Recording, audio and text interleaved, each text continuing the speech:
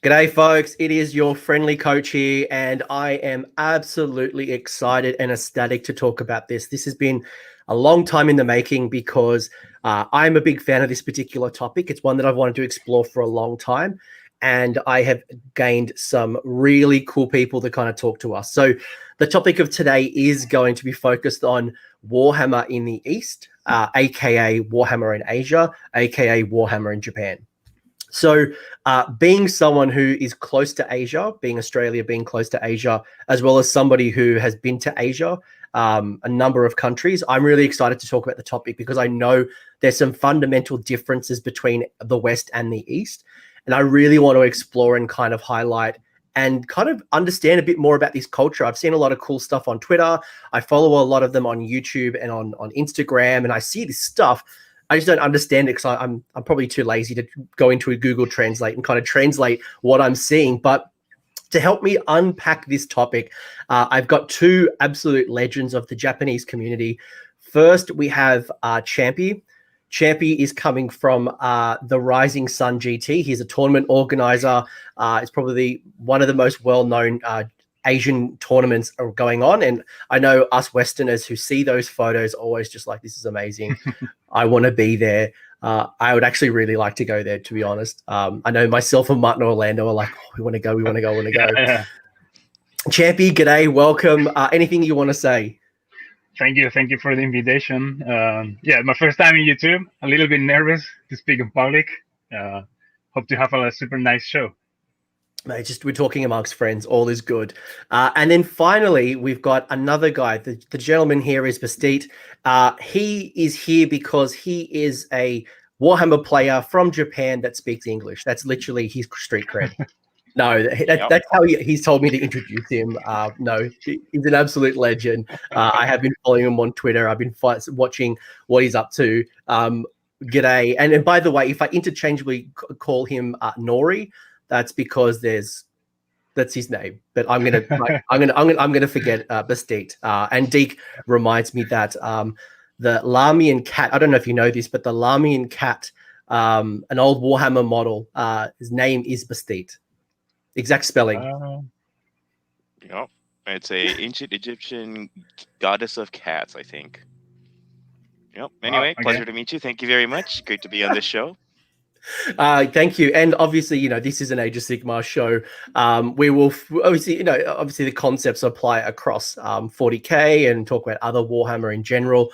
But, I really want to unpack the Age of Sigmar stuff in Asia. So first things first, I'm a massive fan, and people who are listening on the podcast are going to miss this.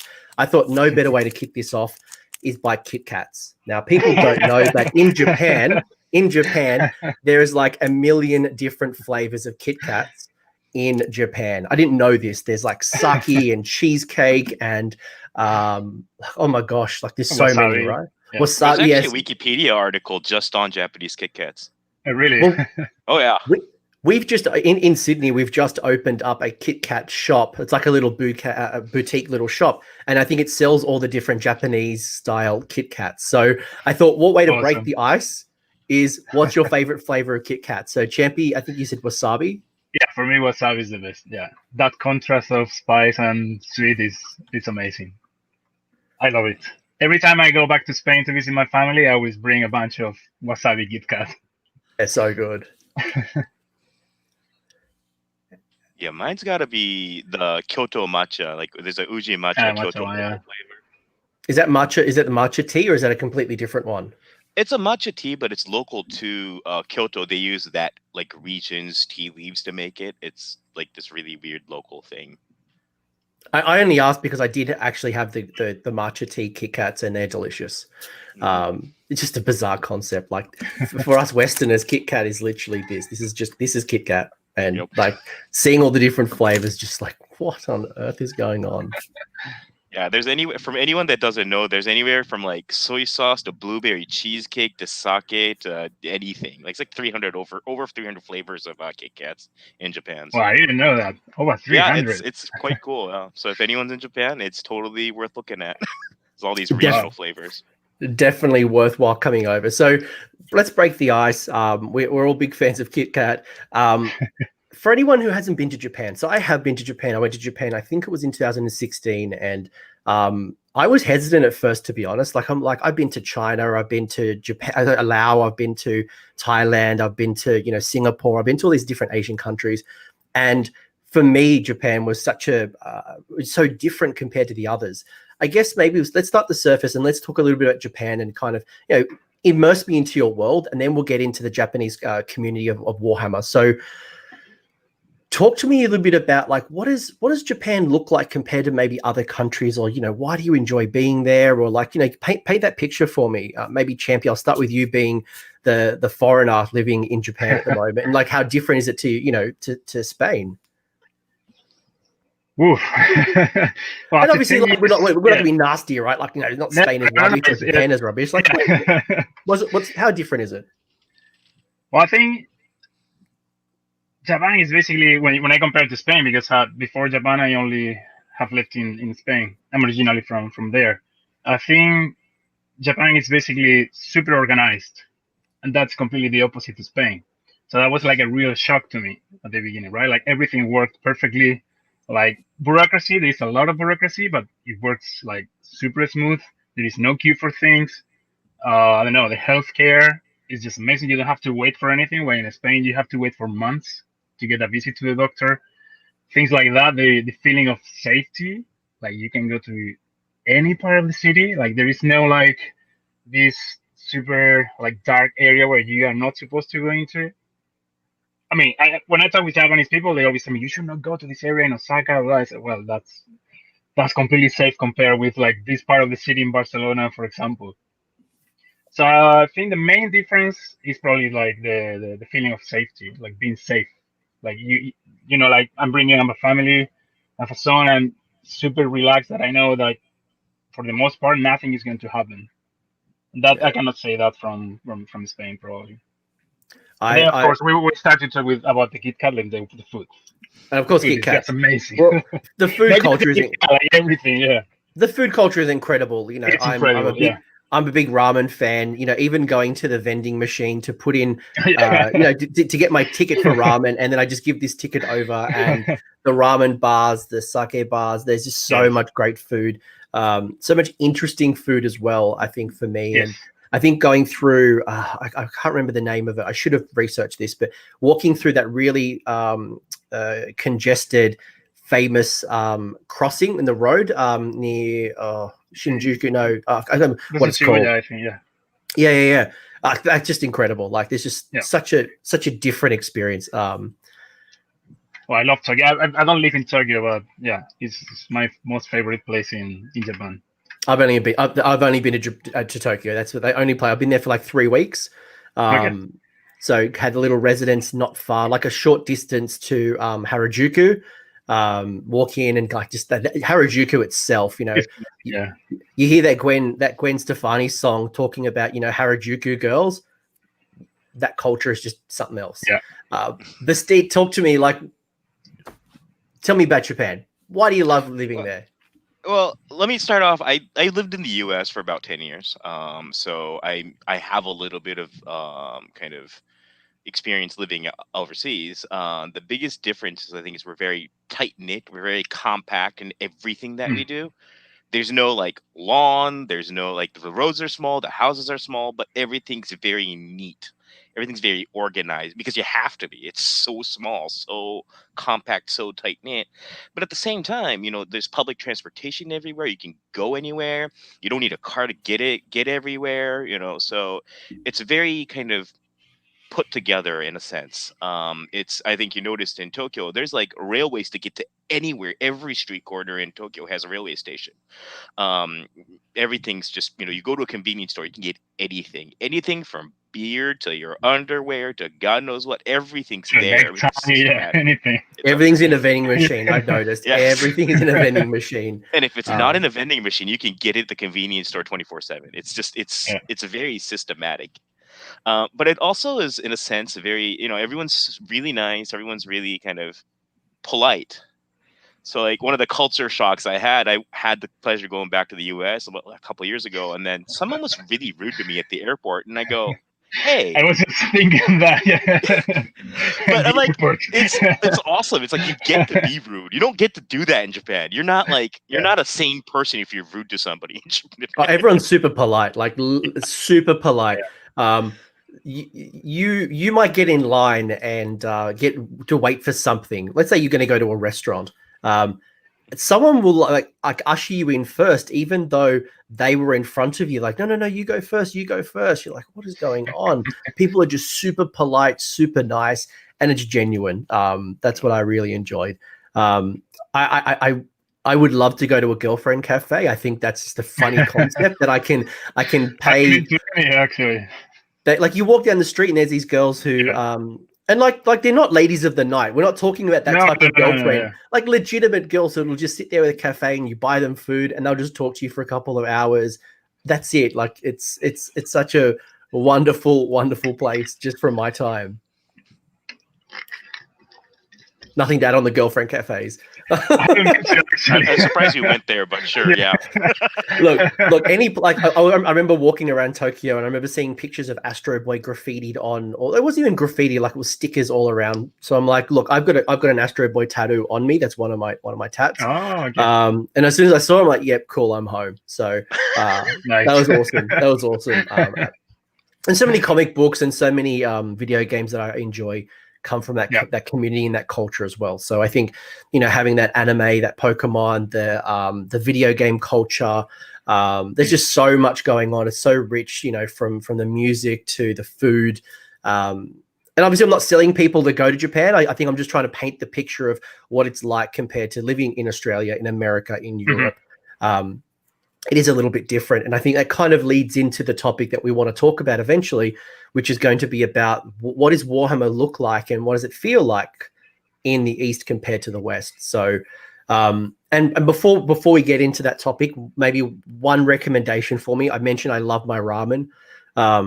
Absolutely delicious. And it is winter in Australia right now, so it's the perfect time for ramen. Any other advice for food other than Kit Kats, other than ramen, other than sushi, that you would recommend someone try next time? Yeah, I mean, it's also very famous, but living in Kobe, I have to recommend the Kobe beef for sure. Oh, if you come to Japan, you have to try Kobe beef. If not Kobe beef, any Japanese beef, it's delicious. You're not gonna taste anything like that anywhere else. Yeah. Seriously, I'm not exaggerating. All right. Kobe beef. Yep. Yakiniku also is a very Korean barbecue sort of thing. It's very popular in Japan. It's like really cheap comparatively speaking. But there's like all you can eat, all you can like drink for like what 6,000 yen Japan, which is what, I don't know, $50 US-ish. Something along the lines. Yeah, it's like all you can drink. If you're a drinker, is the thing in Japan. You're gonna love it. They will keep feeding you alcohol until you drop for 2 hours. I did notice that going to the cafes and going to the restaurant, even cool things as well. Like another random thing that just popped up in my mind, like the cat cafes. Like you just go in and like there's just literally millions of cats, and like you be having your coffee, you'll have like a piece of cake or a pastry or some type of food, and there's like literally cats or dogs everywhere. So I think that was really cool that I've never really seen. Yeah, there's like owls and reptiles. Yes, and these days, it's really weird these days. Some bizarre stuff. All right, well, let's maybe move away from bizarre cafes. No, like I truly did enjoy myself, and I can't wait to go back. And that's me being genuinely honest. Which I want to talk a bit about Warhammer. I want to talk about Japan. I want to talk about Asia. I want to talk about how did you both get started in this hobby, and then let's talk about the scene more in general. So, Bastet, I might start with you first. All right. Well, I started Warhammer in the US back in '98, I want to say, and a couple of my high school buddies when I was in the US just played Warhammer 40K, and then I was like, what is this thing? I've never seen this. It was so foreign. Got into it, and then I moved to college in Wisconsin. And when you're in Wisconsin, it's really cold, and all you do is game and drink and eat. And gaming is definitely one of the three pillars of what you do in Wisconsin, being the home of D&D and all. But yeah, I started Warhammer Fantasy Battles. Moved back to Japan, kept the hobby. So it's been that's how I started, and just how I keep continuing into Warhammer. That's great. And Champi, yourself? Well, I have actually like two different starts. One, I started really, really late, like at the end of my university time. So I was already like 23 years old. So it was this one of my best friends. He used to play Warhammer Fantasy, and then he introduced me into the game. Yeah, and it was at the end of the university, so we didn't have so much time. I got like hooked up with high elves, so I bought the army book. They were not called Battletomes at the time. I got like my first kit was Silverhelmed, and that's all I had for a long time. So I painted that. Actually, after university, I moved back to Barcelona. I moved to Barcelona to do my PhD. So I didn't have any friends. I didn't know anyone who played the game. So I basically quit Warhammer at the time. But I always had, like an eye put on what was going on with the game and everything.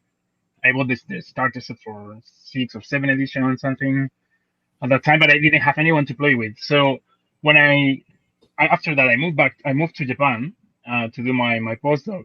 Again, starting a life again without friends, without knowing anyone. And I decided at that time that I wanted to get finally I want to get into Warhammer. I want to get into this game because I love the miniatures. I love painting. I love like the art, the artistic concept around Warhammer, around like miniature painting, around miniature wargaming and everything. What I found here is there was basically nothing. So we will talk about that later probably, but the community was really small. There were no stores. So I paused on Warhammer until Age of Sigmar. So when they changed the edition into Age of Sigmar, I decided again, like now is the time. So they are starting from zero. So I have to get this is the train I have to catch. Yeah, and that's ever awesome. since these last 5 years, I've been just into Age of Sigmar. So we were basically, talking. Well, we were talking offline before we started. Just when I was in Japan, I think it was 2015 or 2016. I believe that because I was only in Tokyo. From memory, there was only 2 or 3 games workshops in Tokyo at that stage. I remember there was one in Shinjuku. There was one. I can't remember where they were. So Jinbocho is the central one. Yeah. So that's been always there. Then there was the Harajuku one, which is a very touristic place.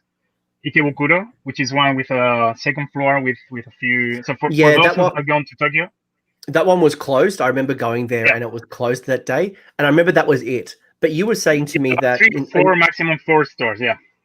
You were saying that it's kind of now gotten much bigger and there's more stores. So you can kind of see the rise in popularity. And I think even for myself on Twitter, on YouTube, I'm seeing more and more Asian, more and more Japanese painters, more and more Japanese players. We're seeing games happening. And, even when I went to like the Marina Bay Sands in Singapore, there's a games workshop now literally not far from the Marina Bay Sands. So, we are seeing this explosion of what you would think is a Western game in the East, which is really cool.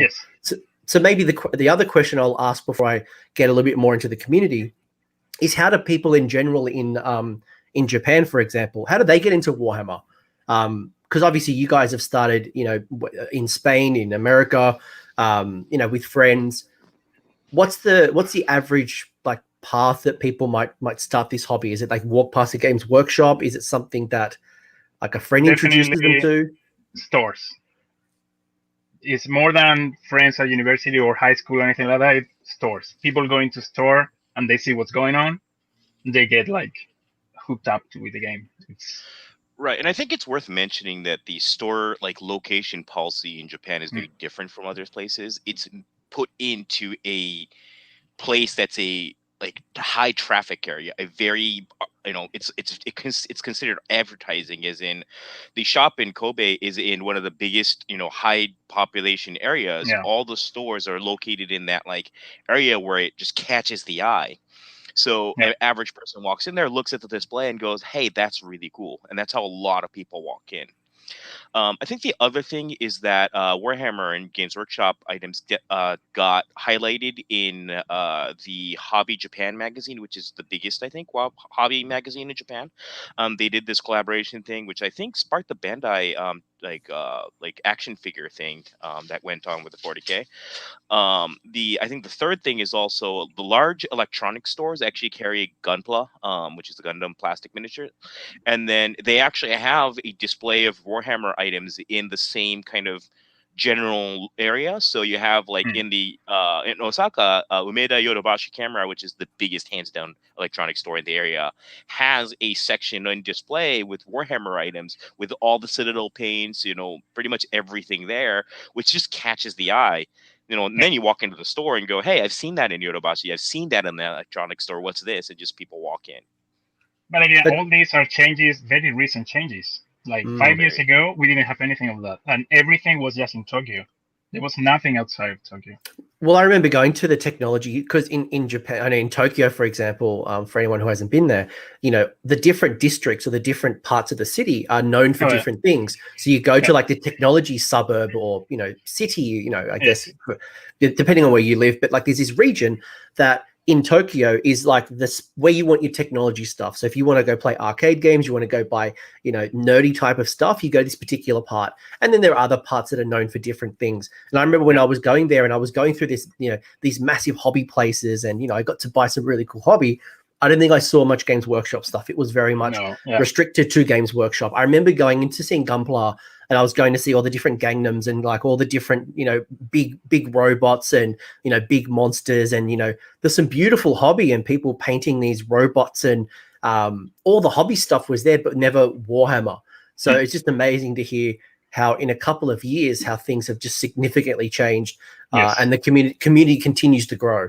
And this is kudos to Games Workshop Japan. Like they are doing a really great job on engaging the community, like opening new stores. Like this probably we will discuss about when we talk about the community later. But the community, the Warhammer community in Japan, compared with the West, it's really small.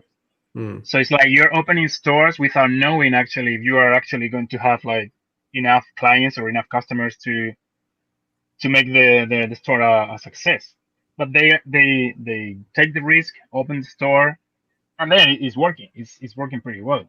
And not only that, like they are making things that are unique to Japan, like the Space Marine Heroes. That is a Warhammer 40k thing, but that was unique to Japan. It started with Games Workshop Japan. The Bandai collaboration, for example, it's another idea from Games Workshop Japan. While I think that in the past, Games Workshop was doing more like a global marketing effort, like it was treating every market the same. I think that they realized that each market is different, so they have to, like take advantage of each of the different features of different countries, and that is working out very well, I think. And it has a lot of potential. Yeah, and I noticed that from the limited edition Space Marines, that I'd seen at the time. The community is very different. So maybe, Bastet, you can help kind of introduce the community to me. So how would you describe Warhammer in general / for Japan and Asia? Like, what's your observations and how would you describe it compared to your time in America?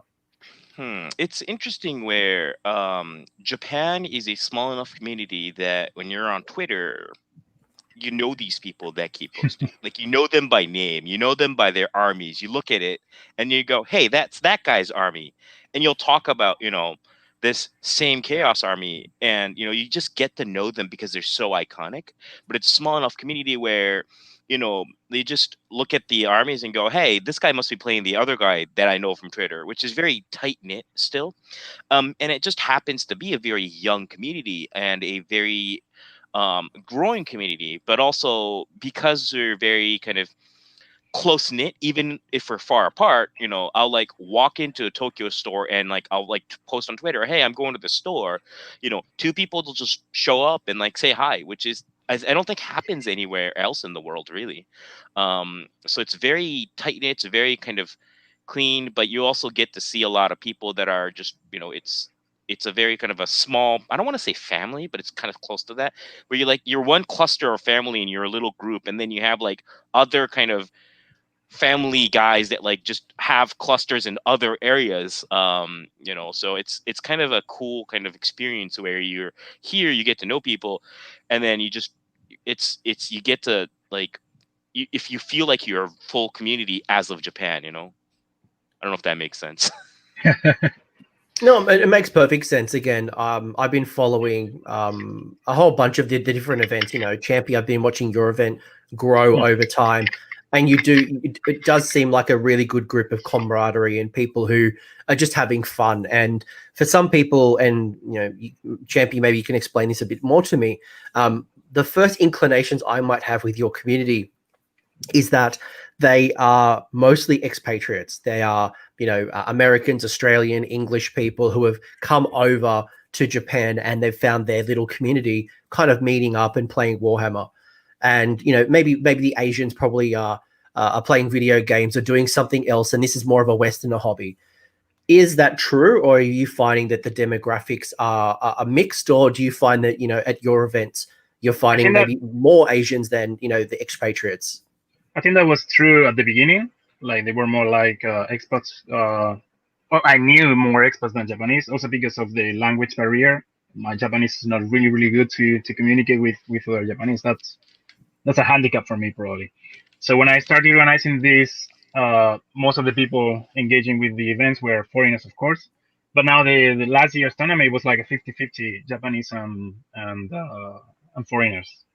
And I think that's probably one of the biggest challenge of the organizing an event here as a foreigner is engaging the Japanese community. So I always have like a Japanese collaborators or Japanese co-organizers who help, of course, on the organization of the event. So it's not just expatriates. We are getting a mixture. No. And especially in Tokyo now, like north of Tokyo, AOS, like there's a big group of players there. They are growing the Japanese community by a lot. They are doing a fantastic job on engaging Japanese people into the game. They are growing a lot. Now opening stores in Osaka and Kobe is also helping a lot. Like the last two small tournaments that I ran, there's only eight player tournaments, just to help new players to get into the game, to learn the tournament scene, competitive playing, and they were mostly Japanese. That's great. Which are starting to enjoy like a little bit of more competitive playing, but without like competitive, but without any negative connotation on that. It's like just relaxed, but casual competitive.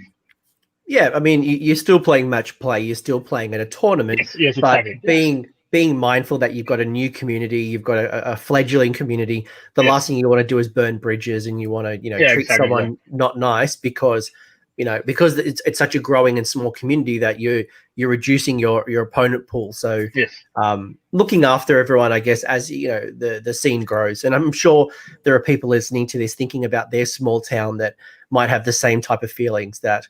They try to be as competitive, but maybe not completely destroy your opponent and kind of crush them into the ground. Actually, I've seen tournaments like some really good players telling the opponent, which is a new guy, a new beginner, telling the opponent, you have forgot this rule, you have to do this, or you better deploy this unit here, not there. Even though it's a tournament, they are helping out how to play more a competitive game, and that's amazing to see that.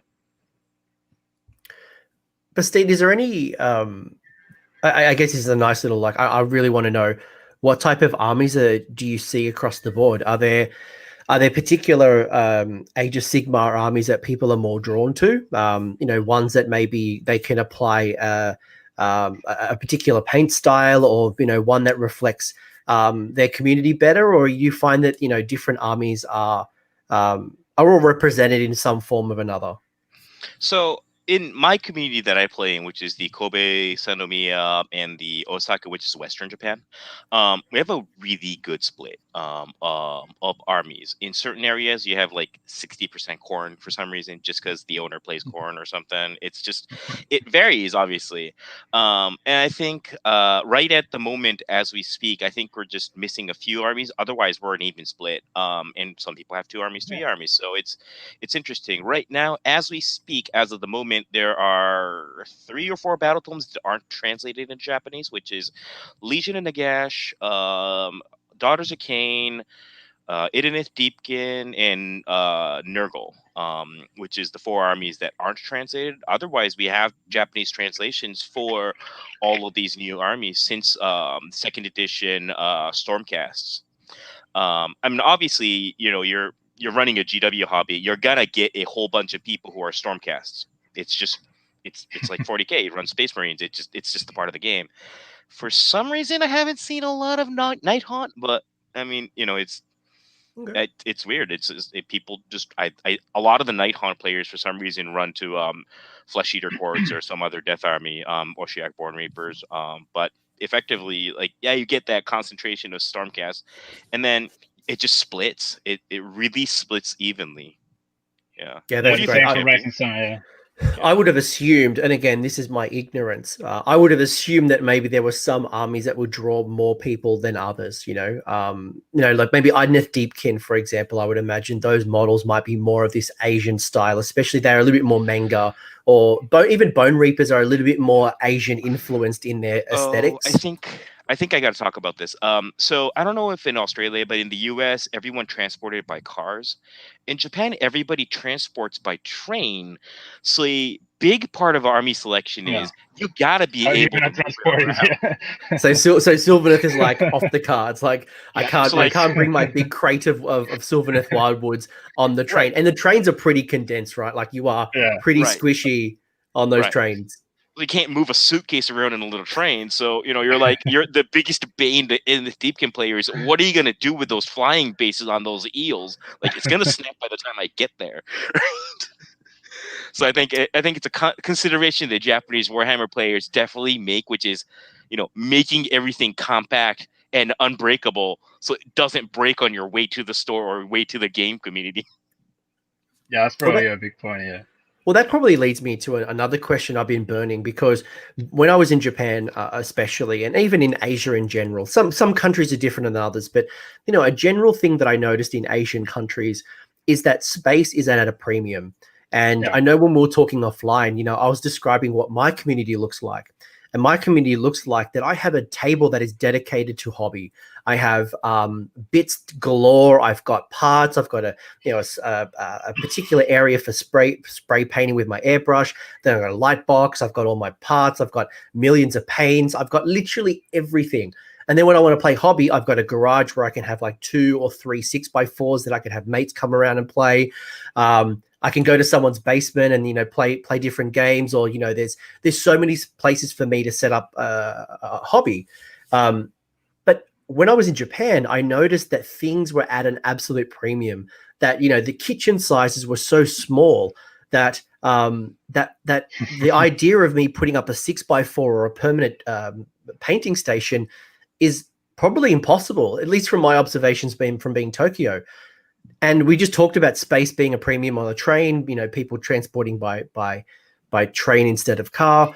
How do you guys find your community, and how do you work with that? How do you work with not having a dedicated paint station by, picking up games? And, you mentioned Games Workshop being a place. And even when I was in, when I was at the Harajuku Games Workshop, that was only a really small store, unless it's kind of moved and gotten bigger. Yeah. I think it maybe had like 1-2 tables to play. It was a very narrow store. Usually they have only 1 table to play, or 2 tables. So it's like, it's crowded, or you're gonna wait, or you have to reserve the table to play. So that's one of the main difference with the West when it comes to the Warhammer community. In general, there is no space, but for gaming, stores here, not only Games Workshop, like independent stores, are really small. And compared with I've been in stores in the UK and the States, and they tend to be huge with a lot of tables. They have space for tournaments. They have space to run anything in parallel, whatever. Here it's only one or 2 tables. So what we usually do is to book a community center, a room in a community center. So you gotta do that in advance, because that community center is used for a huge variety of things, not only for nerds like us.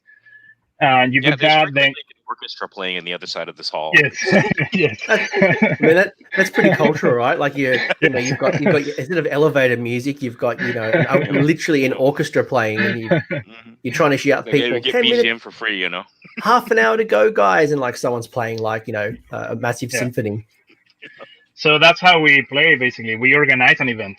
We have to organize a game day, and then everyone like comes and we gather all together and play. So Bastet, for example, he has a lot of experience organizing game days in Kobe every month. I organize these small tournaments, and with another friend of me, Romain, in Kobe, we also organize game days, not only for Age of Sigmar, of course, like for any game. like 40K, any other non-Warhammer game. So that's how we get to play. That's the space. And also in the stores, apart from Games Workshop, when you want to play in a store, like, as you said, the space is so limited and it's at the premium, like, you got to pay for playing the table. It's not like in the States where you get the tables and you play for free. But I think it's like that, right? In the States and in Australia and most England, places. Yeah, so like in my community, most of the time it's free. Maybe there's a couple of dollars people will charge. You might get a drink. It's included with it, like a can of soft drink, or they might waive it if you spend $20 or $50 in store. But yeah, I mean, like they've got to pay their bills, right? Yeah, exactly. So here is like renting the space for the store is very expensive.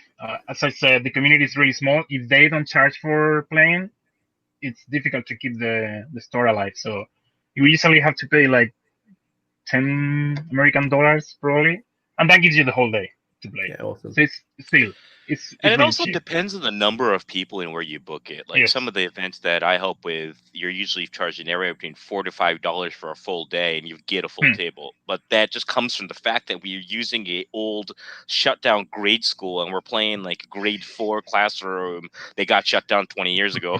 So it's a cool kind of thing where it's this giant community room. But because we just book it far enough in advance, we know the dates, we book it, and then it's like $4, $5 per person, and whatever gets carried over, we just buy boards with.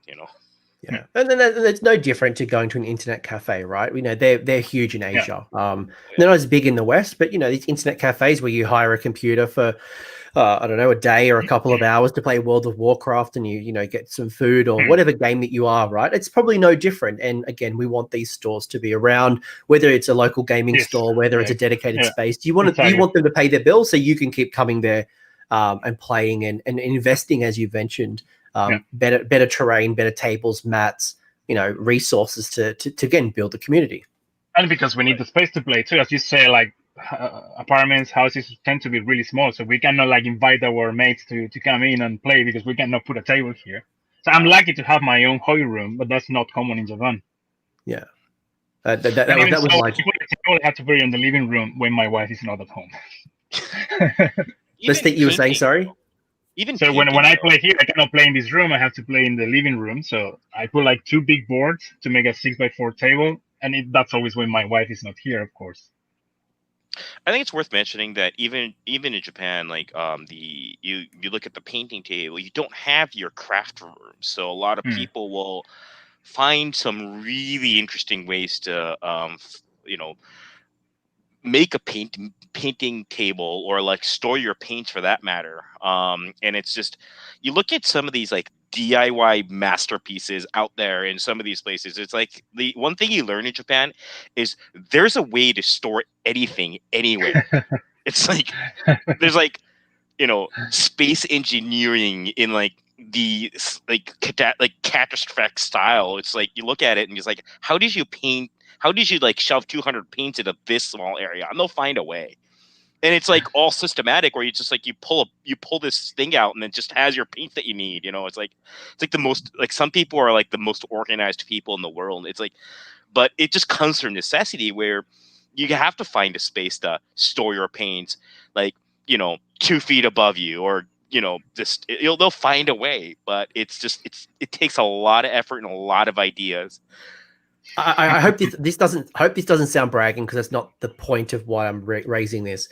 But the room that I'm in right now, which is my hobby room, my spare room, is probably the size of the house that I hired in Tokyo. So again, it's not me bragging saying I'm in this massive house, but it's the fact that I've got this literally dedicated hobby room where I've got literally everything that I need that is not accessible to others. So it's just fascinating as well to think about just the creativity and seeing the structure and the genius and the organization. And again, the limitations as well that people are operating in the community, right? Yeah. And we've got the best dollar shops in the world, hands down. Like, they will sell everything in that dollar shop. Yeah, I always go to my Japanese dollar shop to get my makeup brushes to dry brush. The day that I learned, 1, makeup brushes are amazing for dry brush, and then 2, the fact that the Japanese dollar stores are like dirt cheap and they're good quality. Yeah. So speaking of paint, do you find that armies are painted traditionally as they're depicted on the battle tomes and their boxes, or do you find that that people are bringing their, again, the anime, the manga, the gunpla, the that type of that Japanese Asian style to their hobby? What does it look like? I think everything, right? Like I've seen standard, like classical Stormcast in gold, golden armor, to how was called it, like Stormsinch up in Tokyo, like really nice conversions with a really nice paint job from James from the north of Tokyo group.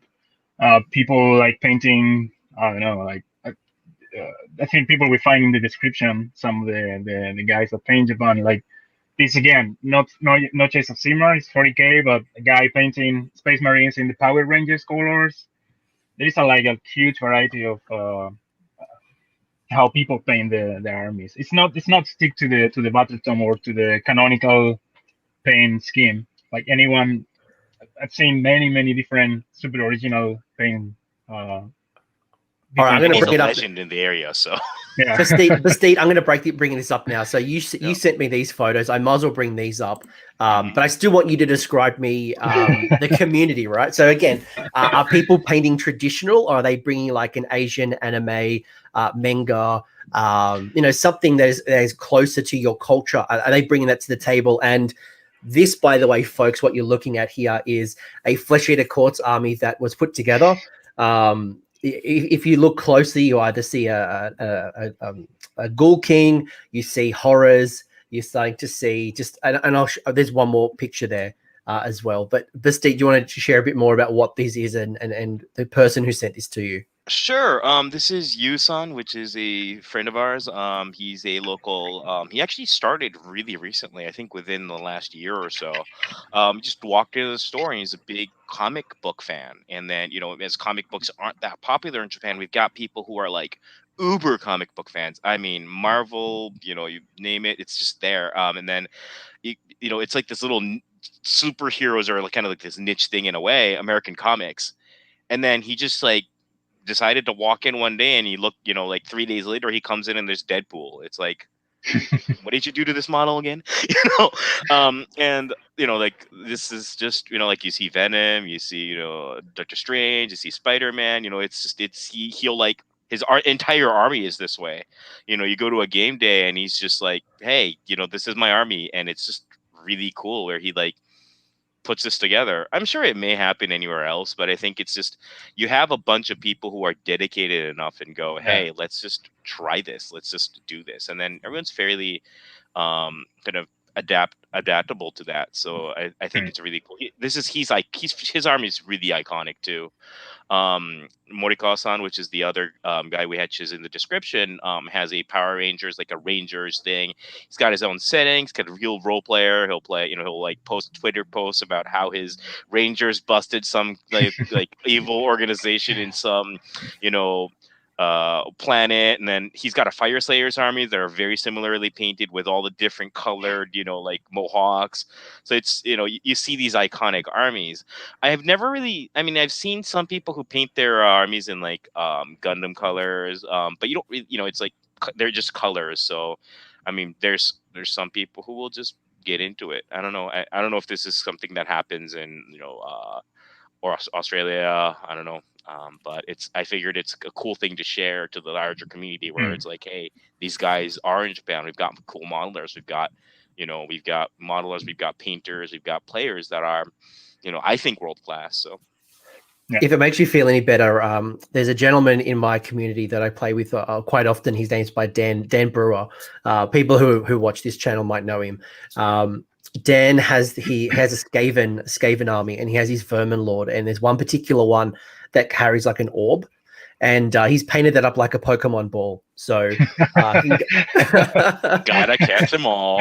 yeah, it's beautiful. Like, if he does any damage with his orb, he means he's trying to put me in the Pokeball so I can battle for him eventually. That's nice. So what I'm hearing is that it's not. obviously anyone can apply their own concepts and their own hobby. People are bringing certain styles to the table, but certainly it also does still look and feel like Warhammer. Again, probably everyone brings their own selves to the table. This is a great example, but not necessarily. This is not the normal. I'm not going to go to a Rising Sun GT and everyone has a DC or Marvel based army. No. Is there much overlap with the Gunpla? That kind of, I guess, what is for anyone who maybe doesn't know what we're talking about here? What is that Gunpla aesthetic, or what is that? What even is that for people? It's probably Bastet is the best to reply to that. Gunpla is Gundam. Gundam plastics. So you have this white, thing. You have white and red, and it's very kind of futuristic machinery kind of thing, and then they'll just paint that way. I've had a couple people do like Macross style, for anyone who's really old enough, Robotech, like paint style, just like this in white, like kind of clean science fiction like look, and then they'll just have these things where they'll just paint it that way. We have a lot of people who cross over from that Gunpla community, who start their hobby kind of experience learning how to paint, learning how to do this in either Gundam plastics or actually military style plastic, because Tamiya is also a Japanese company that is very big, very these model airplanes, these model tanks, and then people love that tank aesthetic. Go into the Warhammer store, look at a Lehman Russ battle tank in 40K and say, hey, that's my army, that I want to do that. And then get started in this, and there's like, hey, what do you mean I can play games with this awesome, thing that I painted? So that's awesome. I use Tamiya glue, and it's my favorite plastic glue of all time. And even their primers are pretty sweet. There, actually, all of their tools, I think, when I bought from Tamiya, they're just awesome. They're really good. Yeah. Never even thought about them as Japanese. That's cool. That's very cool. By the way, if anyone, we've kind of danced around this as well. In the description of the episode below, I do have a whole bunch of people that the boys have recommended that if you want to learn more about, or you want to follow some people on Instagram, on YouTube, on Twitter, anyone who's got a blog. There's some wonderful, wonderful community members, really strong representation in female hobbyists as well, which is very, very cool. I think you were saying before, one of the most popular Japanese style painters in your community is a female as well. So yes, great to see a strong representation. It just shows that the hobby is for everyone. Cool. All right. You want to go through some of them, or? Do you want to give them a shout out? I don't have anything on screen. Yeah, sure, of course, yeah. You guys can give them a shout. Sanasuke-san, she has a YouTube channel where she paints not only Warhammer, but also Gunpla. So you can see different styles. She has a really particular style, like really colorful. So it's worth a watch. Then one of my most favorite painters in Japan is Nohara-san. I think a lot of people follow him. He won some painting contests from this famous hobby journal in Japan. Is it the Golden Demon one you showed me? No, that's Ken. Yeah. Nohara-san was ever chosen, I think. He got selected. Yeah, he got selected. He got the ever chosen in the store, and then he went to the big event. So he's an amazing painter. So he paints Age of Sigmar and 40K mainly. I think people should follow him. He plays AOS in the region. Like he plays AOS in Rising Sun too. Yeah, he's a good player too. Yeah. Deep in RPA here. He got a talent for everything, playing and painting and everything. People shouldn't have all the talent. Like they can't be good players and good painters and just generally nice guys. Like you got to have a flaw. You can't just be the best. Nice guy. He is. He's one of the nicest guys that I know. It's like the golden triangle, right? The nice guy or girl, wonderful painter, wonderful player. That's what we're striving for. Yeah. Then Kentaro Ikeda, I think is a full name. He's a Golden Demon winner. I think I passed you the link to his entry. Yeah. I don't know if it's in the description or not. Yeah, in the description there's links. Yeah. So if there's any more that we forget about that we're going to put on, I'll make sure to update it. But I do highly recommend you go check them out because you do see a completely different style. And there's things that I've learned, like I've been watching this and, despite me not understanding the language, I've been able to like just observe some skills and some ideas. And I'm like, oh, I've never thought about it this way because someone just sees miniature painting in a very different way than I see that. And I can borrow from those concepts, which I think is brilliant. So Ken is, as I was saying, is a Golden Demon winner. I recommend people to follow him on Instagram, and also he's really active on Twitter too. After that, so I got a few. So Makoto-san, it's another. He has not been painting Warhammer recently, but if you follow him on Instagram and go a little bit down on his feed, you will find like super really nice non-metallic metal painting that he's really good at. Then Morikawa-san and Yu-san that we were talking about them before. And then there is this guy who he doesn't paint Warhammer, but is probably, if not the best, one of the best painters in Japan, who is Keigo Murakami. And I didn't know him until very recently. I was introduced by another friend from Tokyo, Brian. But it's worth a check too. He's really, really an amazing painter. Go give him a follow, folks. Go give him a follow. Again, everything is in the description below. Bastet, anything else you'd add to that? Any other people you'd shout out? Anyone you think's worth checking? Obviously, without insulting everyone, like everyone's worth the follow. But is there anyone that kind of stands out as well that we haven't missed that we should highlight? I mean, as far as painters go, I think Champi hit the most all. We both talked about it. Put together the list. I think it's worth mentioning that some of these guys, I don't know, like are professional painters that run painting classes in Japan, which is a really kind of a cool experience where you get to know these people. They're like Kuritsuka-san and Senosuke-san both run painting classes once in a while, and you get to know these people. Like they're real people. You get to know them. You get to talk to them, and they're nice people. You talk to them and they're like, hey, they'll like give you tips. Nohara-san will like show up at the local store. They paint for Hobby Japan too, right? Sometimes. Yes. Yeah. They're in the local Which is, magazine. as Bastet says, like the biggest hobby magazine in Japan. And it's something to say, like Nohara-san's Blood Angel display is actually in the Hobby store, but it's like that made it into the Hobby Japan magazine. You look at this amazing thing, and then it's just worth something. It's such a tight knit community. They just walk into your local store and it's there. It's like really. it's very surreal. Like I remember the first time I met Vince Venturella. Who is probably an equivalent in America.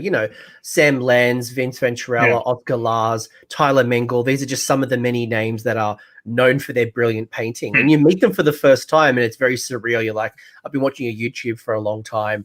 And they're just average humans. They'll talk you through ideas, and then you're right. Like you go to your local gaming store, and there's this world-renowned painter. In just like a pickup game, so it's pretty remarkable. And Garrett just I might bring up this comment here. We've got one of the armies on parade as well. How do I say that? Makoto. That's Stormcast army on parade. Painter and a really nice player. He started organizing. I started Rising Sun with him. Okay. So he was the Japanese side of Rising Sun GT. And I'll get to that in a second. I want to ask two questions more about the community, and then I want to get into the Rising Sun / the tournament scene in Japan. Yeah. Okay. They're probably really quick questions. Question number one: do you find there is much crossover in Warhammer and like the video game culture, the anime culture? Or are they kind of completely separate, I guess, nerd conventions? Well, this is my personal take on it. Like, video games aren't really considered nerdy anymore in Japan. Everyone more or less plays video games.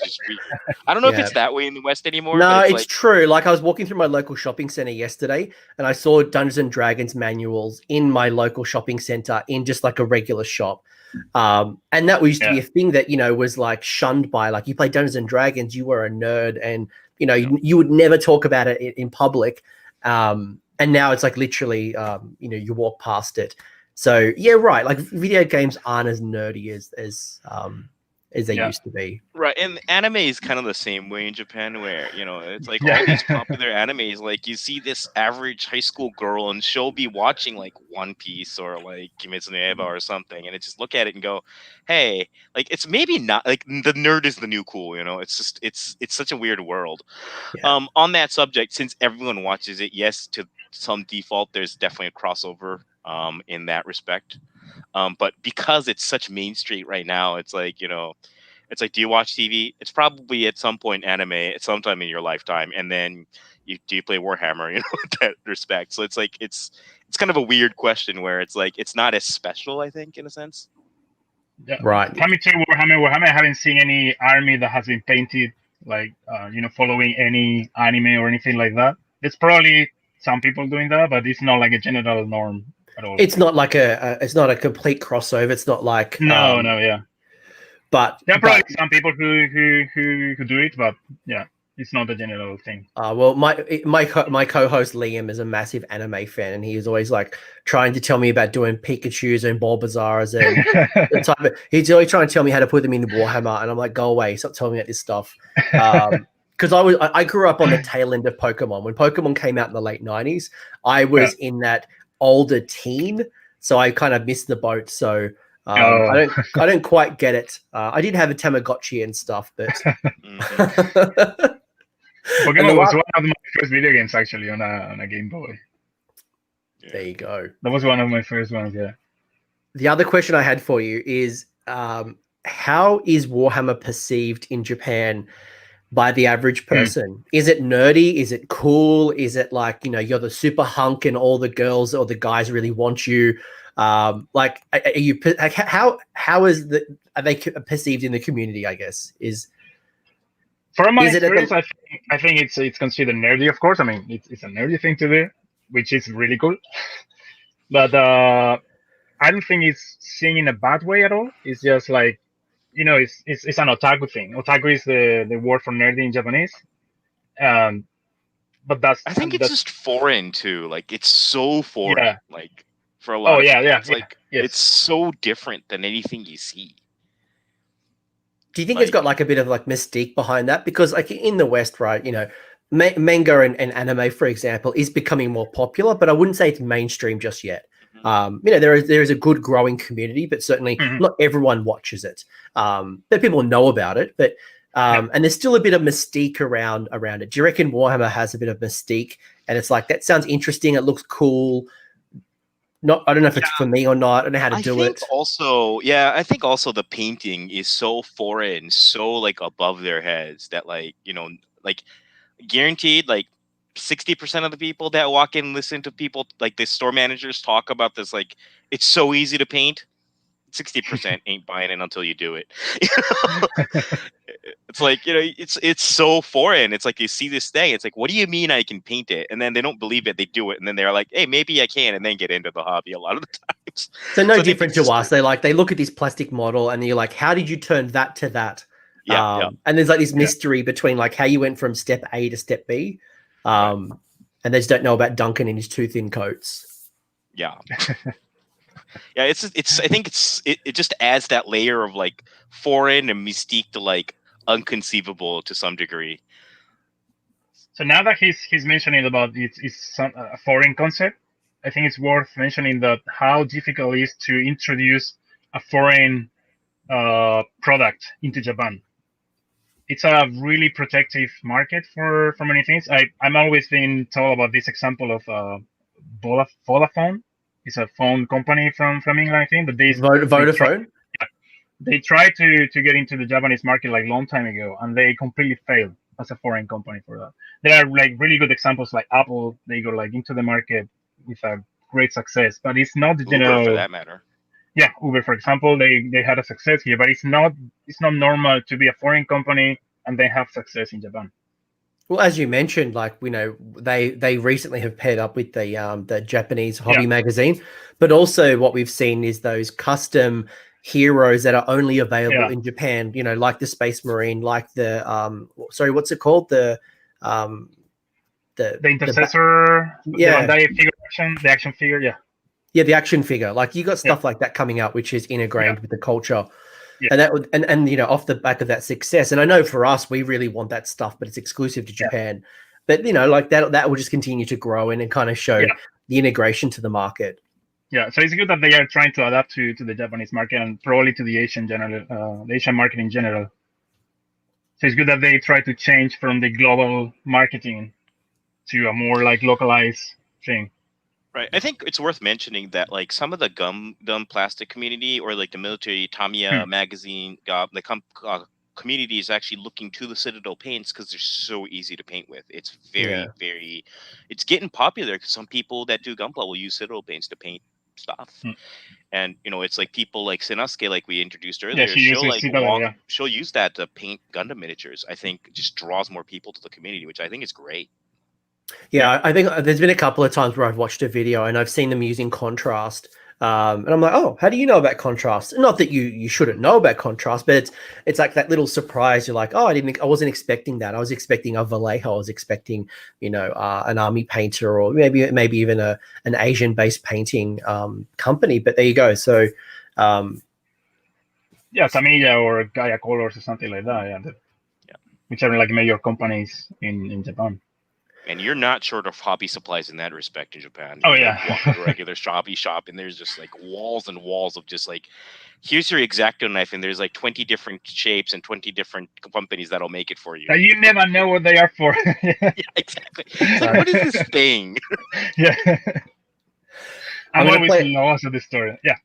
I'm going to play a short video now. Podcast people, I apologize, just skip forward like a minute, but I'm going to play a short little video to introduce the Rising Sun GT. Then I want to talk a bit more. I'm going to show some photos. So I hope you enjoy this short little video from a previous event.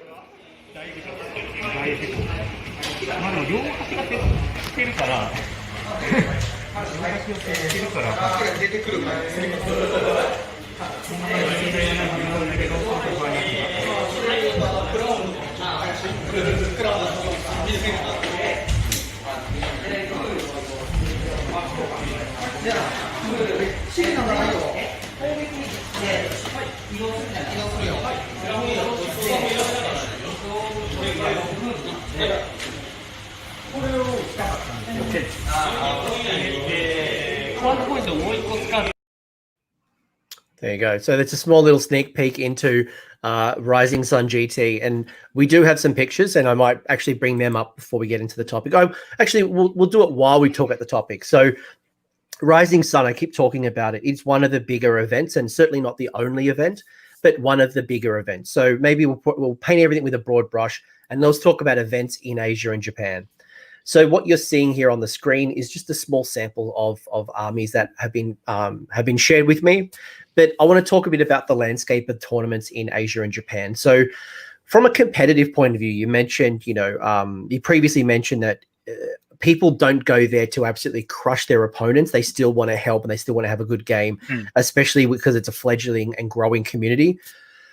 What does the competitive landscape look like? How would you describe it? Do you find it's a lot of shooting, a lot of combat, a lot of magic? Is there a particular way you would describe it, or is it a bit of a mix? Before we go into that, I just very small amendment. So that video was from Bastet's event. There you go. Kobe. Yeah. What's the event called? Our games are pretty similar. So like we get a bunch of tables pretty close. Good clarification. What event was that? Oh, that was the unofficial game group that we put together once every month. In a community center that we were mentioning before. But it's not a community center, right? It's like a school. Yeah, it's a community center that used to be a grade school. It used to be a school, okay.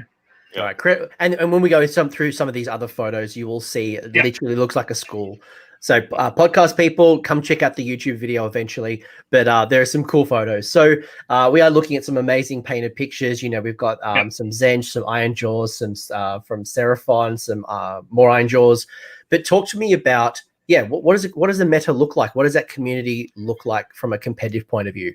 How would you describe it? There is nothing like that we can call actually a meta, I would say, because the community is still too small. So we get not enough players to say like there is a general trend into the army. So it's a bit mixed. People tend to change the army also from one year to another. I don't know. For the first tournament that we ran 2 years ago, it was won by KO, like Caradon Overlords. It was a shooting army then, and it was not a really popular army at the time. So last year was Slaanesh. It was at the time where Slaanesh was a little bit too strong, I'd say. But after that, it's pretty mixed, I'd say. It's the same with the armies that people carry generally, that they don't tend to go like too much shooting or too much magic or anything like that. It's pretty much even, I guess. So it's quite reflective of what the West might describe. So when Tzeentch was really strong, you might have some strong Tzeentch. It's not like you had like this completely different world where people are running, I don't know, something that's not quote unquote meta. No, yeah, but it's what I say. Like the first tournament was won by Caradon Overlord when they were not strong at all. So it's like people don't play super competitive either. They play what they like at the time. So there is nothing like you would say that is strong in Japan. Like people like this kind of play style, and then they go to that. Bastet, how would you describe the event community? So, you know, if I was going to come for the first time and you're going to tell me about the community Bastet, how would you pitch it to me, or how would you describe it to me? You know, like who attends, like what does an event look like? Like this, give me the. We get like 50 Japanese foreigners. That's basically, and everyone is super open. Yeah, are you talking about regular events or Rising Sun only? Right. I mean, any of the major events, you know, Rising Sun. What's not? Is it not the North of Tokyo, not iOS? Yeah. Yeah. I mean, like we can talk Rising Sun, but you know, obviously, yeah. Well, larger events in general. Overwhelmingly casual. The Japanese community is very, very casual. And a lot of people just flat out shy away from tournaments. I gotta say, we're not a very competitive community. I don't know, Champi, do you agree with that? I mean, it is competitive in the sense that people want to win, of course, but we don't get any of those guys. You know, like we don't get, or at least not many of them. I'd say that, the 99.9% of the community is super relaxed on the game. They play on the rules. They want to win, but they don't want to win at all costs. Right? They want to have fun. They want to have some laughs. They want to enjoy the event while trying to win. That's what you're going to find. You're not going to find super strong guys that they are going to destroy you from like turn one. They're going to play the game. And they'll bring lists that are like strong. They won't bring I think Champi put it the best. I think we have people who are very casual players that'll bring fairly strong lists. Very either standard or stylized, but they're not going to bring the 200 Gryph-hound army. You know, they're not going to bring the really peaky armies. So, you know, you go to an average game spot, you're going to see, you know, Gloomspike Git. You're going to see 100, you know, Grots. You're going to see like that Squig Boing Hopper Happy. Yeah, you're going to see the Mangler Squig on, you know, Loon Boss and Langler Squig. But they'll play very friendly. And I think Champi's, you know, I don't want to say troubles of trying to get people in Rising Sun is that a lot of people just don't want to go to tournaments. A lot of people are very casual. They just want to skip it that way.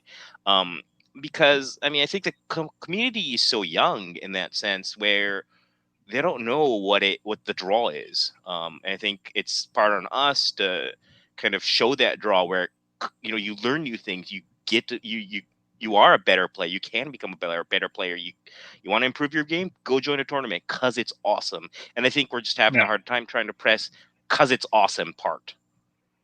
So is it to do with the fact that it's 2 days, like the commitment's too long? Is it is it a perception that because I imagine you go to a video game competition, and I know I have competed in video game competitions, you know, the stakes are quite high.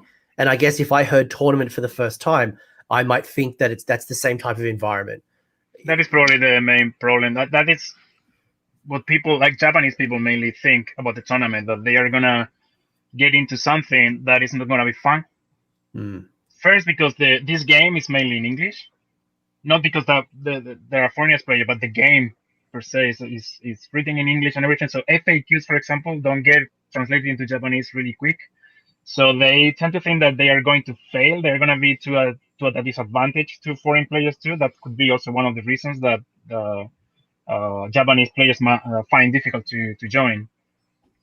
So that's one of the biggest challenges of the tournament scene in Japan is to engage the Japanese community into it. It's We're not changing. scary people, you know.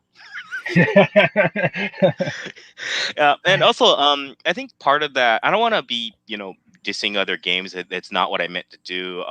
But I think we have a fairly large Magic the Gathering community, and it's, from what I understand, fairly cutthroat. Like, you go to a tournament and they will kick you in the balls if you don't come prepared. Yeah, I was playing Magic a few years back and I stopped playing because even on a Friday night Magic, I was getting destroyed every time. There was no mercy at all. And that's definitely a part of what's cool in some games. I think, and I'm not going to diss that. I think there's definitely value to saying, hey, you want to go play the top end. There's Japanese Magic players that are like world class. That's in your local store. Warhammer doesn't. I don't want to say has a person that plays in the world class tournaments yet. So I think we're very young in that respect. But at the same time, it's like Rising Sun's a great opportunity. You want to play. We want people to play, but I think we're just having a hard time trying to patch that wound in a sense, try to get that, hey, what's the draw? What's awesome? And I think, a couple people will play. Like last year, we had a couple people from Rising Sun. This year, we'll have a couple, next year, we'll have a couple people, and then we have North of Tokyo seem to have a couple people who were just first time tournament goers. And we're just going to build on that because I think everyone had a great time in Rising Sun. Everyone had a great time in North of Tokyo. That tournaments are this, you get to meet new people. You get to play, how it's like, you get to play your local dudes, and then you play a certain way, and then you see a totally different meta, and it's just something new and awesome. I think it's a great opportunity to do that, but I think it just takes a while to for that to click in a sense. I talked with Bastet a lot about this in person. Like, it's such a great opportunity to meet other people to play. I mean, in the Japanese community, because one of the things that we haven't mentioned before is, like, even though the community itself, like in the social network and everything, feels like a family within Japan, it's also like very fractured when it comes to physical contact into games. Like, people are associated like in small groups, and they tend to play always in the same store with the same people all the time. They don't mix with each other, right? Like, we get these stores in Osaka where they have like their fixed customers and they play there. And then we have the store in Kobe with the fixed customers there and they play there. Generally, not all of them, of course. So the tournament is a great chance to get everyone together. That is still, like, it's difficult to break that. We're working on it. Yeah. and look, there's no different whether you're in the East or the West. It is the same challenges. It's just, it sounds like there might be a few more limitations to your community. And certainly, travel and distance, and, even just mentioning simply that most of Japan, or, cars aren't as common as they would be, let's say, in America. So, maybe catching the train out to Osaka from Tokyo and then, staying away from my family might be a challenge that, us Westerners are like, I can't wait to leave my family. I can't wait, stay in a hotel, but that might be such a foreign concept. But, ultimately, again, whether you are a Westerner or an Easterner, the tournament is not always about the competition. It is about the camaraderie. It's about the collaboration. It's about meeting new people. It's about growing your community. Yes. It's about learning and practicing. The wins, I mean, obviously, there's 10% of the people who are going to those tournaments because they want to win. They want to win the event. They want to win the prizes. They want to get the trophy. They want the glory. But you've got this big group in the middle that couldn't care less. They would like to win more than they lose. But as long as they have 5 great games and they meet new people and they have fun, the outcome isn't always as important as the win. So I think it's just getting that people to go, you know what? Forget the ego. Forget the concerns that you have about your ability or your, you don't know all the rules. That's okay. So long as you're coming with the right intent, which is to have fun, to meet people, to roll dice, to have laughs, to celebrate your wins, to mourn your losses, and just grow as a person. Yeah. Then talking generally on the competitive scene, like tournament scene in Japan, I have to say that 3 years ago, there was no competitive scene. There were no tournaments at all in Japan.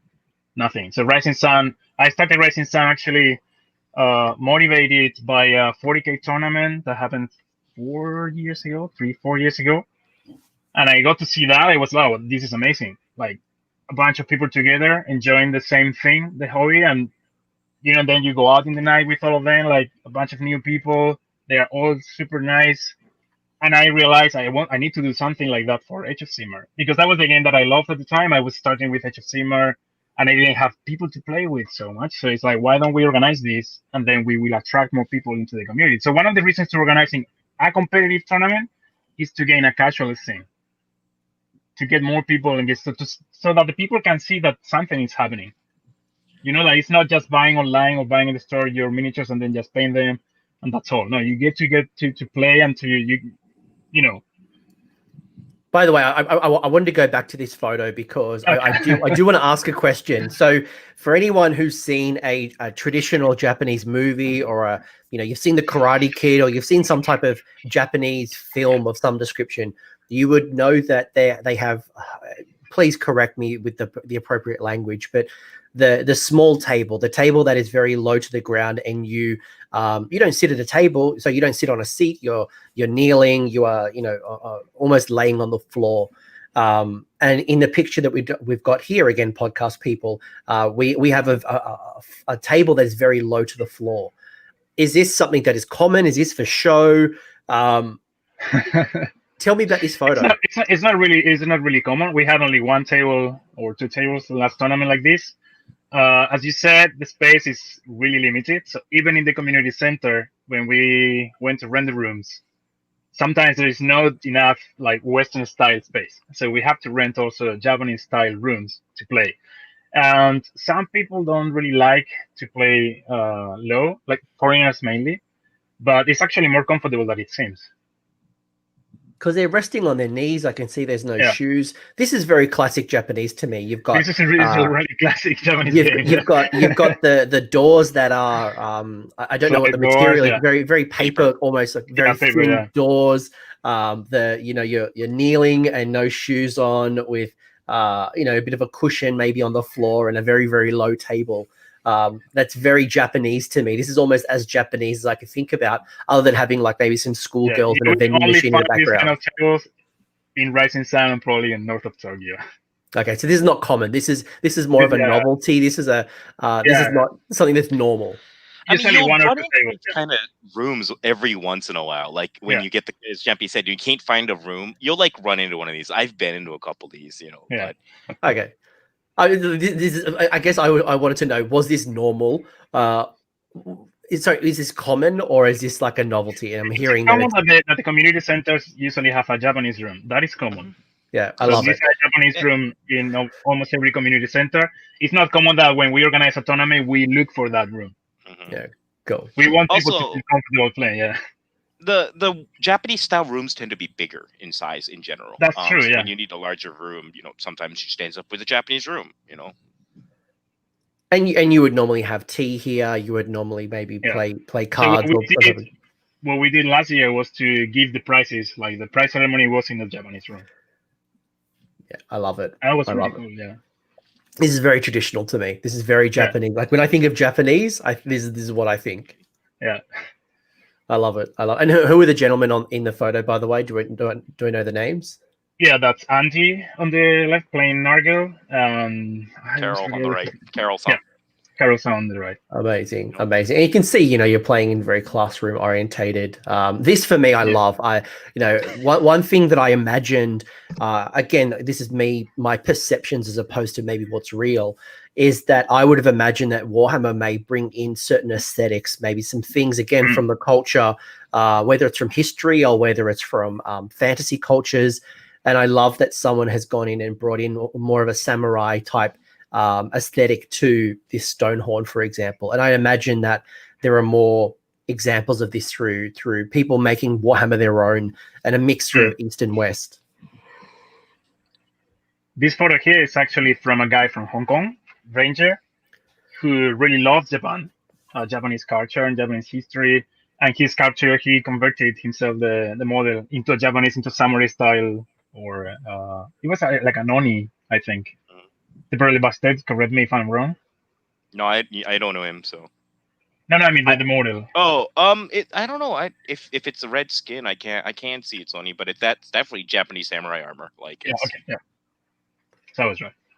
Yeah, I mentioned a gentleman by the name of Martin Orlando, and he has converted. I think it's his Stormcast is very, very feudal type Japanese. I know he loves that culture, and I like seeing that kind of brought to the table as well, and taking something and making it your own. I've even seen definitely. I've even seen like I think some Ossiarch Bone Reapers turned in with a bit more of those like those traditional like the hats that the farmers used to wear with like the rice field hats. Again, you probably know the name. I'm basing it off like Raiden from Mortal Kombat. Like that particular hat. Yeah, but you've kind of seen people again adapt and bring their culture and their ideas to their army. And here's another photo of. Is this from Rising Sun or is this from? Yeah, this is Rising Sun. The first ones were from north of Tokyo, and this one is from Rising Sun. Yeah. And I can see there's a whole mixture of people. I think, in fact, the people in the black shirts are from Not, so they're from the north of Tokyo group. I can see they've got a little games club going on. But again, looks great. Looks like a lot of good people. You got guys and girls. You've got a young and old. You got east and west. Looks like everyone's having a ball. And both communities, like in the north of Tokyo and here in Kobe, Osaka, we get along very well with each other. We help each other with the rules, with the tournament packs, with terrain, with mats, with anything. We just send to each other things. Like we're always communicating. It's as Bastet said at the beginning, we're like a little family, even though we are separated geographically. Is there anything else you want to add? Competition between the tournaments, like I'm gonna do the biggest tournament in Japan or something like that. Not at all. You're all complimenting each other. Yeah. Anything else I think add? overall we got a lot of support from the community as a whole. Like I think a lot of the local store, shout out to the local stores that are willing to help us. Y and I, you got the store. Yeah, we get support from mostly all of the stores in Japan are supporting the tournaments, which is awesome because independent retailers have no obligation to do that, but the fact that they're willing to help us out to grow the better community, I think shows a lot because independent retailers are business. Once again, no obligation to do this, but they definitely shout out to all those, independent retailer stores that are helping this, make the community better and bigger, I think. I know one of the burning questions I had for you all was around like, what does a meta look like? What does, if I go to a Japanese event or an Asian event, what are some of those top 5 armies and, how does that differ to East versus West? And as I cycle through these photos, I'm seeing Zench, I'm seeing Ironjaws, I'm seeing Seraphon, I'm seeing Khorne, I'm seeing Stormcast, I'm seeing Zench, I'm seeing Nurgle, I'm seeing Flesh Eater Courts, I'm seeing Ivna Deepkin, I'm seeing Ogre Moor Tribes. I'm seeing literally everything that I would see normally at a traditional Westerner event. So despite the difference between our countries, there is a lot of commonalities and a lot of similarities, which is really cool. It's really cool to see. And I think it just shows that despite the distances between us, how many things are still the same. And I think I know a lot of people were very interested to learn what does the hobby side and what does the community look like and how does it differ to our events? I don't know what's exactly the difference to events in the West because I have not been to any in the West. But from all I can say is from what I have lived as a tournament organizer is just that people are really, really open and really nice. And there is it's a competition, but I cannot actually call it like a competition. But although people really want to win, we have a bunch of really good players. I think also it's worth mentioning that I think we have a lot of excellent average painters, as in that average guy that you're going to find paints their stuff. And I think it's a very big difference where, I don't know, Coach, what do you think? Like in Australia, does an average guy like reluctantly paint, loves to paint, do you play with normal, like all fully painted armies, or what's the meta like there, So I've been very fortunate to play in England. I've played in America. I've played it obviously in Australia, and I run my own events in Australia. So one thing that I know, and a lot of the time when I play, they're at conventions. So it'll be like a big hall or a big, space. And there'll be lots of different games. There'll be 40K, Bolt Action, Star Wars, a whole bunch of different game systems that are playing at the same time. And one thing that I've noticed, at least from Age of Sigmar, not being biased, is that the level of hobby is superior in Age of Sigmar versus other games. Not to say that, there isn't amazing painters in the Bolt Action community or the, other communities, but I find probably the average is probably a lot higher. And I don't know if it's because people spend more time on their armies. And maybe 40K, for example, because the meta changes so frequently, they're always buying new models and they don't have the time to paint because, the time that Necrons are superior is like a little small window, and they kind of jump onto, I don't know, Imperial Guard. That's the same here, yeah. So we do have rules. We at most tournaments, quote unquote, not a store event, not an average game, but we do have a minimum standard of at least your models painted and in some type of basing. But as I look at these photos, it looks like 99% of these armies would probably pass as like they're great looking armies. But that's actually, now that you mentioned about the rule of painting, that's one of the difference between our tournaments and the West, that the community here is so small, and I am so into engaging people that I know there are a lot of new players just joining the Warhammer community. One, I don't have that requirement of painted army, so people can come without a painted army and play the tournament. We don't get many people like that. I think most people, as you said, have a painted army, but we don't have that requirement. Not for now. Once the community grows enough, we would probably put forward that. And that's what our community looked like very early on. To take you back to 2015 and 2016. We were a lot more flexible. Painting quality probably was a lot lower. There was a lot of people who still had their Warhammer Fantasy armies on square basis, so we would be okay with them to play with squares use like blue tack on round. So, but as we've kind of grown in 5 years now, the standards have changed, and but it just sounds like you guys are just a couple of years behind us. I'm sure you'll rapidly catch up. You'll rapidly catch up. I hope so. Yeah, I think overall, even in like just a regular game day, like I showed you, I've sent videos. Everyone's seen that video. Like you just walk into regular game day, and like most of these armies are fully painted, like fully based, fully painted, battle ready. A lot of them are parade ready. So I think very much we have a very strong hobby community also, and not just a gaming community where there's no obligation to paint, but they will paint them because it's a part of the hobby and people enjoy that. And I think it's a very special thing. I'm always consistently amazed at the amount of fully painted armies on the table every time I go to a game day.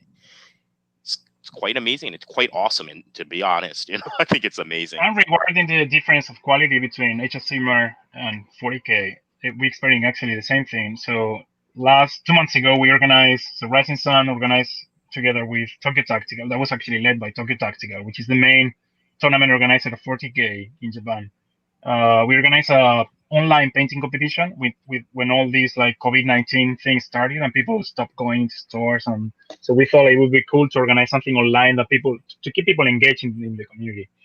And most of the top 3, top 5 to 6 in each of the categories, they were Age of Sigmar models. There were people painting Age of Sigmar more than 40K. Yeah, and you are seeing a lot more people bringing models over from Sigmar into 40K as well.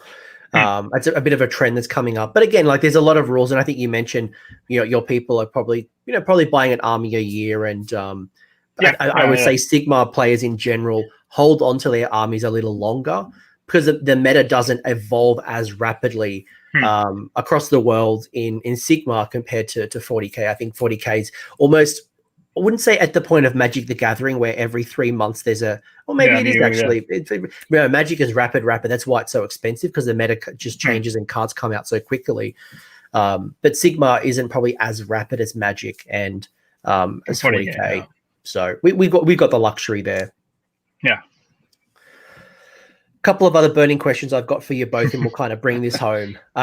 You've mentioned the challenges in Asia. You've talked about, some of the things that you're doing to encourage more people to the community.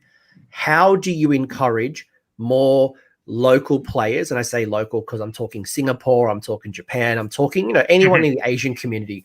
How would you encourage or, bring more people into the hobby, whether it's for painting, whether it's playing, whether it's then going from playing to come to a tournament? What's some advice that you would give me or a player or an aspiring tournament organizer to grow that community? Oh, okay. Asking the tough questions. Yeah, that's a tough question. Do you mean like how can I encourage people from abroad to come to Japan, or like in general to grow the community? Let's talk your plays first. I can sell people to come to Japan. Like as soon as the borders open, like Japan's even paying for people's hotels and flights at the moment. Like you don't have to sell them that. Just come by for a delicious thick bowl of ramen and go to the cafes, the girlfriend cafes, and done. There's your sales pitch. Sell it to me as a non-Warhammer player who may walk past the Games Workshop or maybe thinking about coming to an event. Like what are some ways that we can encourage more of the local community to get involved? Well, we are a really, really nice community of people, like super friendly. It's basically a way, for me, it's the best way to make friends, like friends. Because you are going to get to meet these people really like more often than you are just going to, it's something that you can do also with your family. If you have children, for example, you can get your kids into it. Usually most of the players we're not kids anymore. Like, I don't know many teenagers playing anymore. Like, so it's a good way to get your family into it, your friends, to get new people. That's something I talked with Bastet the other day. To get outside of your comfort zone, like you always do the same. Or I think it's a really nice hobby to have. It has also in Japan, the artistic side of people is really developed. Like most people really know how to draw something, really know how to paint something. This is a nice thing, different thing of anything that you will find in Japan. Like it's not Gunpla, it's not like the militarist historic figures or anything like that. It's something completely. I mean, Age of Sigmar is high fantasy. It's you're not gonna find anything like that anywhere else. And people who don't play Warhammer and get into the stores, they get like surprised and like nicely surprised about what they find inside. So my main advice is starting with the painting, and then they will find a super friendly community. Bastet, anything from yourself? Yeah, I think if the one thing you can see about Warhammer, AOS, even 40K is there's a pace for everybody, and there's you don't need to go in anyone else's pace. Paint at your own pace, play at your own pace, find your niche, find your people, and you're not gonna find a community that is gonna be this friendly, this intelligent, this nice. And I think it's very good balance, because the community is small enough where you're not gonna see like that random guy. The card gaming community is so big, you're not gonna find the guy you played against for another year or two, or like you're not even going to remember his face next time you find him. Versus Warhammer's not that way. You find your dude that's like you get to see every month, you get to play him, his army, what went into his army, and then it's a very kind of a communal experience where you get to play that, but also at the same time it's a hobby. Some people are good at painting, some people are bad at painting. It doesn't matter though. Like no one's gonna dish your army because your army sucks. It doesn't really matter. Same as gaming play, all the aspects of what constitutes this hobby is you can go at your own place and find your own people and do your own thing. But I think the one thing that you got to know is, you can take this hobby and go anywhere in the world. Like I can go to Australia tomorrow and find people who are Age of Sigmar players. I can probably go into Sydney and say, hey, I want to play a game. I'll post that on Twitter. Guaranteed I'll probably find someone in City that's willing to play somebody. And that's not something you can do anywhere else. It's not a hobby. I can't take my motorcycle and say, hey, I want to ride my motorcycle in Sydney. That's not something I can do. It's like snowboarding. I want to go snowboarding, but it's like it's summer in Australia, even if it's winter in Japan. So that's a really good point. Like I remember when I was going to America or even in England, like I just put out a tweet like, hey, I'm kind of England, who wants to play? And like boom, I got 10 responses. and this is before I had a YouTube channel, because people are just like, yep, cool, we have a shared experience that is Warhammer.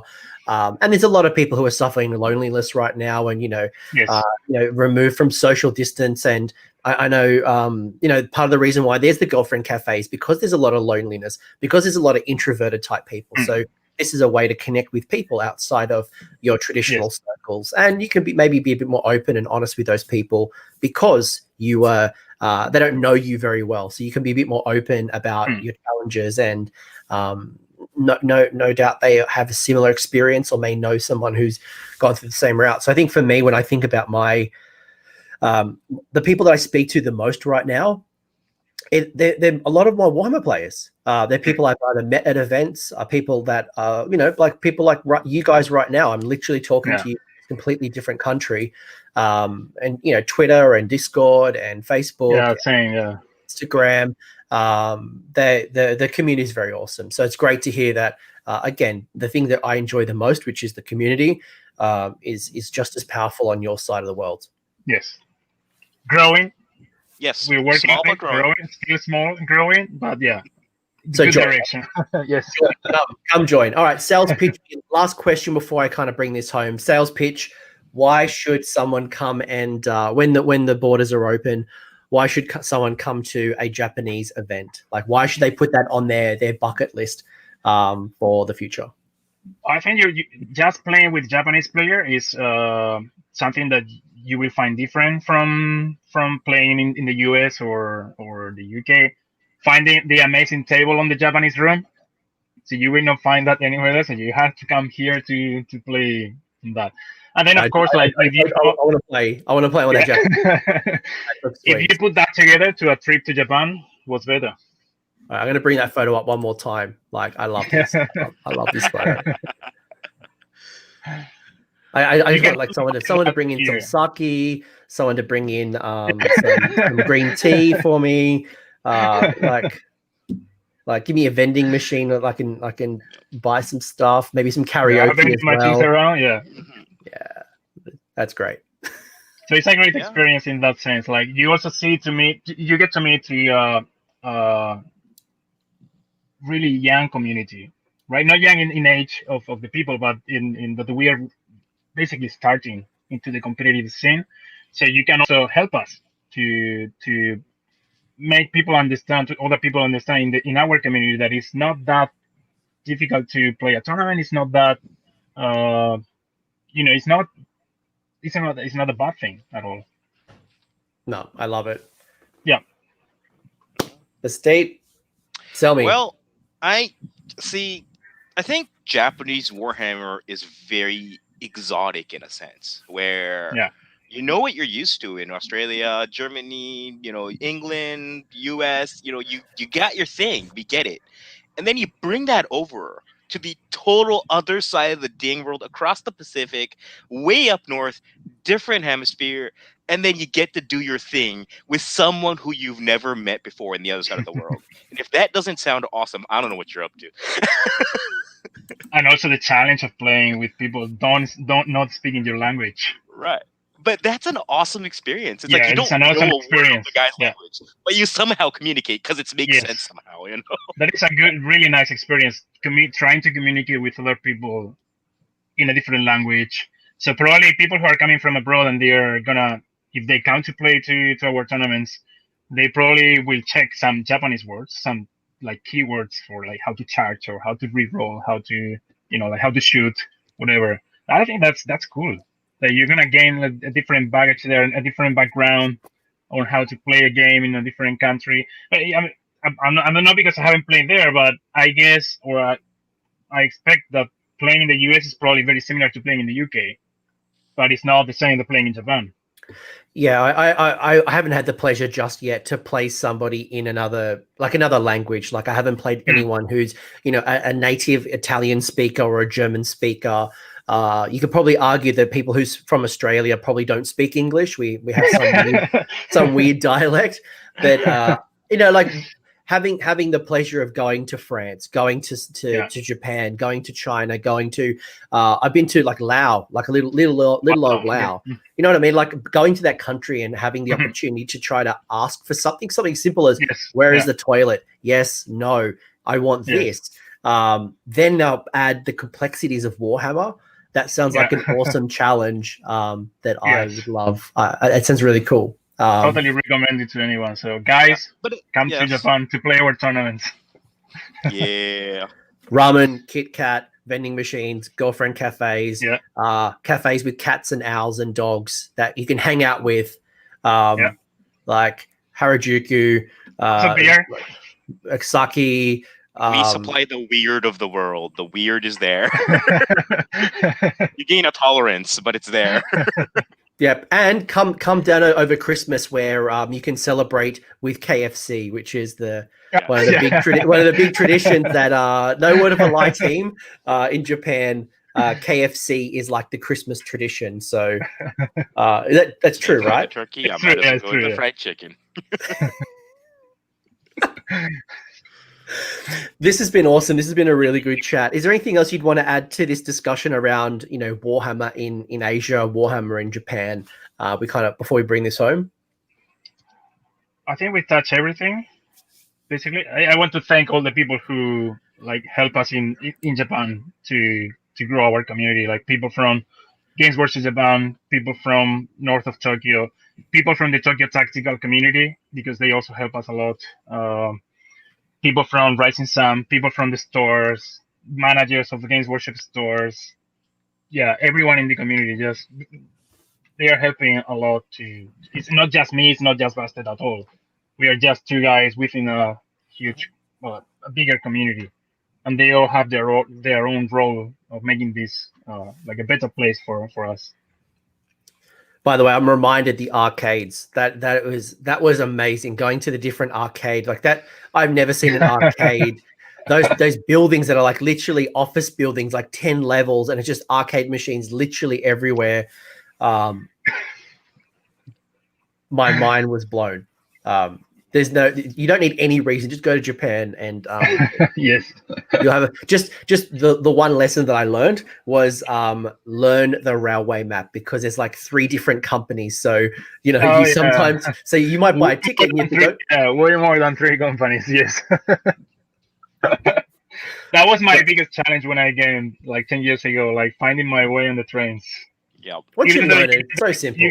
You get finally when you get used to it, it's everything translated into English. So you get the Japanese and the English, so no problem on that. But that they are different companies, and you have to buy a ticket for this, and then change to a different train that is run by a different company, and then you have to get a different ticket. That was complex. No, that's awesome. And as Garrett said in the chat as well, there's a lot of bilingual players that will help you. And yes. And that's great. And as long as you treat people with respect and you try, that was the big lesson that I learned going to France, right? Like people French people are so rude.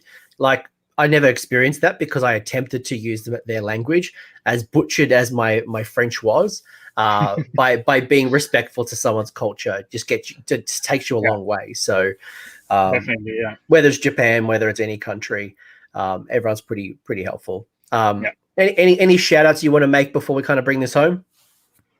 Well, if you're ever thinking of traveling to Japan, want to pick up a game of Warhammer, let the Twitter community know. I'm sure you'll find a game. I'm not surprised if you I'd be surprised if you don't get a response.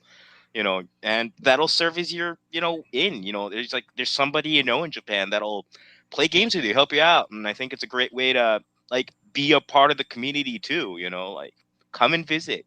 You're not alone. You got people here. We're willing to help. You're in the Kansai area, let us know. We'll find a game. Yeah, feel free to DM us. Yeah. Also, yeah. I've got Champi's Twitter handle in the description. Bastet, I'm going to put yours in there as well. I forgot. And as well in the description, just a final reminder that there is a whole bunch of Instagrams, YouTubes, blogs, Twitters of Japanese and Asian style Warhammer painters or players that we recommend you go check out as well. They do deserve a follow. I'm going to leave it at that. Thank you both for your time. I really enjoyed that discussion. I learned a lot. give them a follow. Let me know what your thoughts are. If you've been to Japan, or you want to go to Japan, let me know. I'm very excited. I actually would like to go now. Now I'm getting really annoyed that I'm not allowed to travel. Yeah. Hopefully very soon. We will travel again. Fingers crossed. Yeah. Let us Thanks, know. both. Thank you very much. It's been a Thank great you very honor. much for the invitation, Coach. Thank you. Thanks, guys. G'day. I hope you enjoyed that video and you're left with some new ideas. One of the biggest ways you can contribute to AOS Coach is by liking the video you just watched and leaving a comment in the comment section. This lets YouTube know this is a good video and it should recommend it to other hobbyists. If you'd also like to support the channel even further like these bloody legends, go check out AOS Coach on Patreon. Otherwise, don't forget your triumph.